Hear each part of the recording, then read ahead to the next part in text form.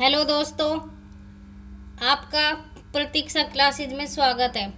आज मैं आपको 12th क्लास की जो चैप्टर है हिस्ट्री का, राजा, किसान और नगर, आरंभिक राज्य और अर्थव्यवस्थाएं, इसके बारे में पढ़ाने वाली हूँ। आज हम इसको पढ़ेंगे। फर्स्ट चैप्टर मैंने पूरा करा दिया है, उसके क्वेश्चन आंसर भी मैंने करा दिए हैं।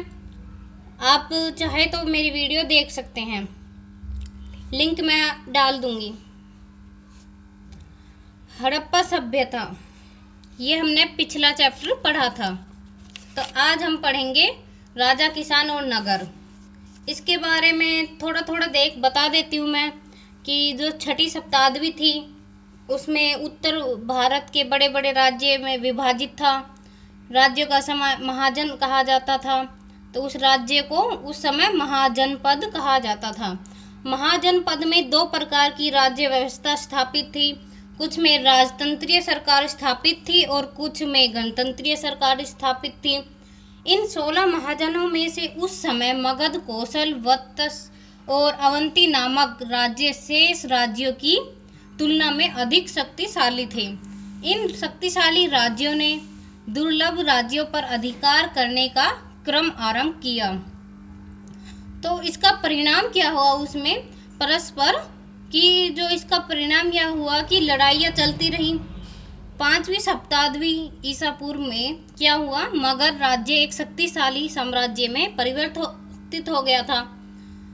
ऐसे करने में बिंबिसार और उसके पुत्र अजात शत्रु ने महत्वपूर्ण भूमिका निभाई थी। उसने राजगृह को मगध साम्राज्य की राजधानी घोषित किया। अजातशत्रु के उत्तराधिकारी उदयन ने पाटलिपुत्र को नई राजधानी बनाया। मगध पर 412 ईसा पूर्व से 364 ईसा पूर्व तक शिशुनाग वंश तक तथा 364 ईस्वी पूर्व से 322 ईस्वी पूर्व तक नंद वंश ने शासन किया। नंद वंश के शासक महाजनपद ने मगध साम्राज्य का खूब विस्तार किया था। दुर्भाग्यवश उसके उत्तराधिकारी थे वो दुर्बल पैदा हुए थे, तो वो दुर्बल निकले। इसका लाभ उठाकर 321 ईस्वी में जो चंद्रगुप्त मौर्य थे उन्होंने मगध साम्राज्य था उस पर अधिकार कर लिया और मगध साम्राज्य के विस्तार के लिए भौगोलिक स्थिति, लोहे के विशाल भंडार, विशाल सेना, अच्छी आर्थिक स्थिति और शक्तिशाली शासन उत्तरदायी थे। मौर्य वंश की स्थापना हुई क्योंकि चंद्रगुप्त ने उस पर अधिकार कर लिया, तो इसके बाद मौर्य वंश यानी कि मौर्य काल ही चला। इसके साथ ही भारत में नए युग में प्रवेश किया। भारत ने एक नए युग में प्रवेश किया। तो जो चंद्रगुप्त मौर्य है वो इतिहास में एक नई जगह बना ली इन्होंने। इसमें से मेगस्थनीज की इंडिका तथा कौटिल्य का अर्थशास्त्र सर्वाधिक प्रसिद्ध है। मौर्य वंश की स्थापना हुई थी 321 ईसा पूर्व, चंद्रगुप्त मौर्य ने की थी। तो मौर्य वंश की स्थापना तो की थी चंद्रगुप्त ने, और हुई कब थी स्थापना, 321 ईसा पूर्व में। और इनके गुरु थे चाणक्य चंद्रगुप्त के गुरु थे। इस बात को नोट कर लीजिए आप। आगे हम देखते हैं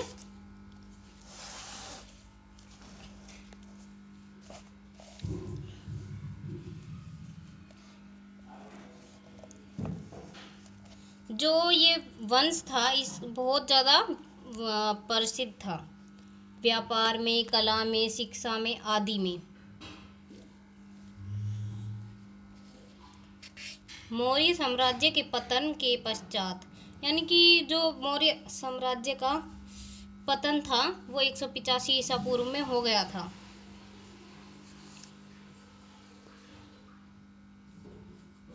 उसके बाद अनेक ही परिवर्तन हुए। दक्षिण भारत में राजवंशों की स्थापना हुई छोटे छोटे, और उसके बाद 16 महाजनपदों के बारे में आपको पढ़ना है।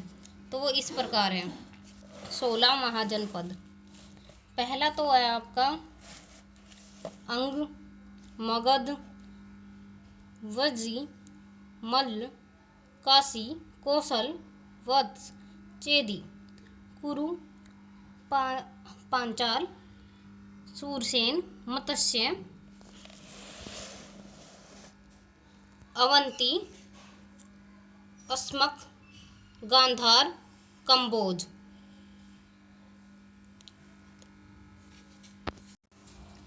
फर्स्ट है अंग।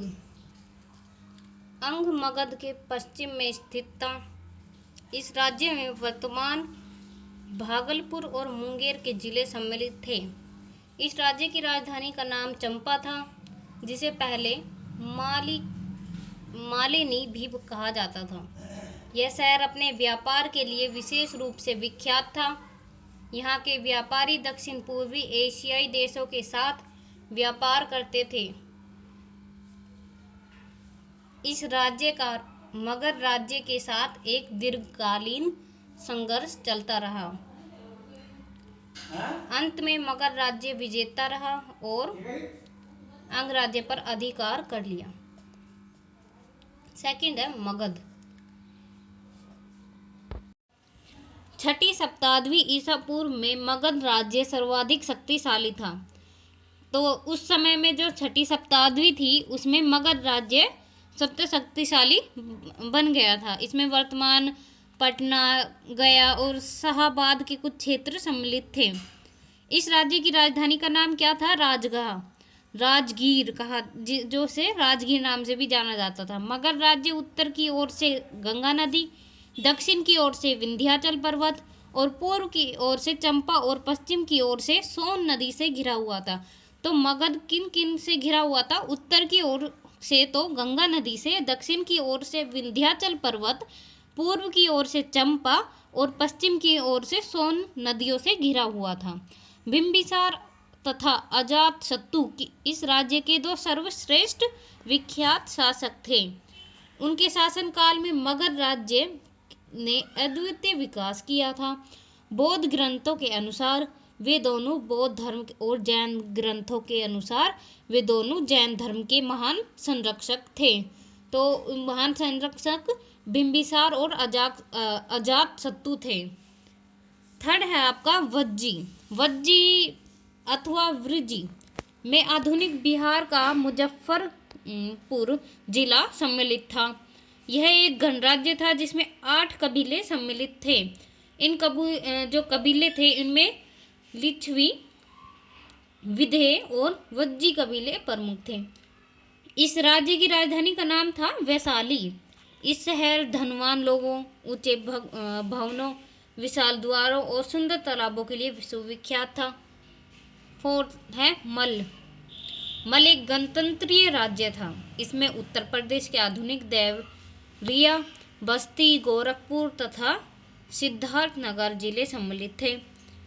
इस राज्य की 2 राजधानियां थी, जिसका फर्स्ट है नाम कुशीनगर और सेकंड है पावा। 2 राजधानी थी, पहली है कुशीनगर और दूसरी है पावा। मल्ल लोग क्षत्रिय थे, बहुत वीर थे। क्षत्रिय थे तो वीर थे ही, क्योंकि क्षत्रिय लोग युद्ध करते हैं, अपनी प्रजा की रक्षा करते हैं, तो ये इसलिए वीर तो थे ही। अपने राज्य की सुरक्षा के लिए मल्लों ने लक्षवियों से मैत्रीपूर्ण संबंध स्थापित कर लिए थे। स्वामी महावीर जी ने पावा में और महात्मा बुद्ध ने कुशीनगर में निर्वाण प्राप्त किया। तो महात्मा बुद्ध ने कुशीनगर में और और महात्मा बुद्ध ने किस में किया था? कुशीनगर में। मगध राज्य के शासक अजातशत्रु ने मल्ल राज्य पर अधिकार कर लिया था बाद में। तो अगले जो मैं बाद में कराऊंगी। आज की वीडियो में इतना ही। अगर आपको वीडियो अच्छी लगी हो तो सब्सक्राइब कर ले मेरे चैनल को और वीडियो को लाइक कर दीजिए। ऐसी वीडियो देखने के लिए कमेंट करके बताएं मुझे कि आपको कैसी वीडियो अच्छी लगी या नहीं लगी और कैसी आपको चाहिए। Thank you.